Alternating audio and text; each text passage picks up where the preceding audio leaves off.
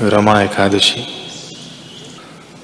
युधिष्ठिर ने पूछा, जनार्दन, मुझ पर आपका स्नेह है, अतः कृपा करके बताइए कि कार्तिक के कृष्ण पक्ष में कौन सी एकादशी होती है। भगवान श्री कृष्ण बोले, राजन, कार्तिक के कृष्ण पक्ष में रमा नाम की विख्यात और परम कल्याणमयी एकादशी होती है। यह परम उत्तम है और बड़े बड़े पापों को हरने वाली है।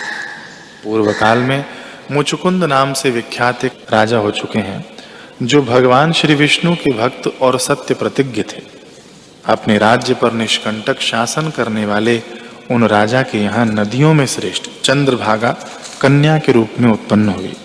राजा ने चंद्रसेन कुमार शोभन के साथ उसका विवाह कर दिया। एक बार शोभन दशमी के दिन अपने ससुर के घर आए और उसी दिन समूचे नगर में पूर्ववत ढिंढोरा पिटवाया गया कि एकादशी के दिन कोई भी भोजन न करे। इसे सुनकर शोभन ने अपनी प्यारी पत्नी चंद्रभागा से कहा, प्रिय, अब मुझे इस समय क्या करना चाहिए, इसकी शिक्षा दो। चंद्रभागा बोली, प्रभु, मेरे पिता के घर पर एकादशी के दिन मनुष्य तो क्या, कोई पालतू पशु आदि भी भोजन नहीं कर सकते।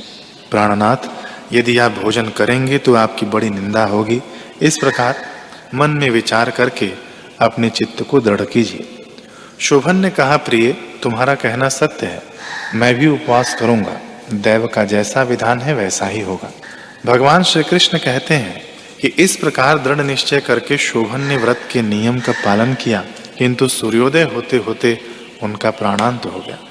राजा मुचुकुंद ने शोभन का राजोचित दाह संस्कार कराया। चंद्रभागा भी पति का पारलौकिक कर्म करके पिता के ही घर पर रहने लगी। नृपश्रेष्ठ, उधर शोभन इस व्रत के प्रभाव से मंदराचल के शिखर पर बसे हुए परम रमणीय देवपुर को प्राप्त हुए। वहां शोभन द्वितीय कुबेर की भांति शोभा पाने लगे। एक बार राजा मुचुकुंद के नगरवासी विख्यात ब्राह्मण सोम शर्मा तीर्थ यात्रा के प्रसंग से घूमते हुए मंदराचल पर्वत पर गए, जहां उन्हें शोभन दिखाई दिए। राजा के दामाद को पहचान कर वे उनके समीप गए। शोभन भी उस समय द्विज श्रेष्ठ सोम शर्मा को आया हुआ देखकर शीघ्र ही आसन से उठ खड़े हुए और उन्हें प्रणाम किया।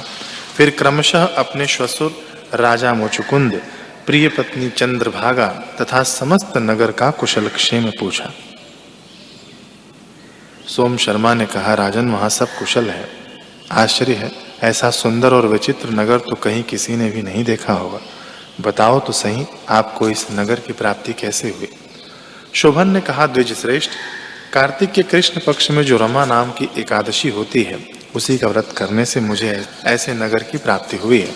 ब्राह्मण, मैंने श्रद्धाहीन होकर उस उत्तम व्रत का अनुष्ठान किया था, इसलिए मैं ऐसा मानता हूं कि यह नगर स्थायी नहीं है।